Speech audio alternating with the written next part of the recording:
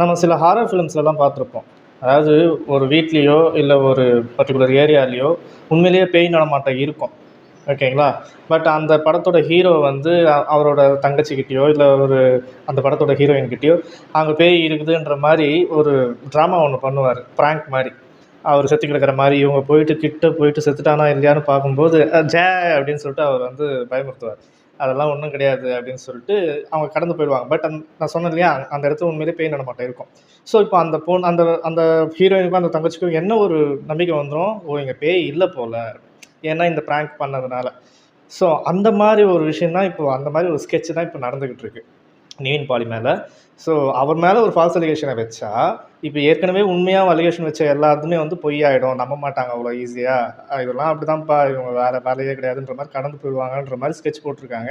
இத பத்தின full information தெரிஞ்சுக்க டிஸ்கிரிப்ஷன்ல இருக்கிற லிங்க்க கிளிக் பண்ணி பாருங்க.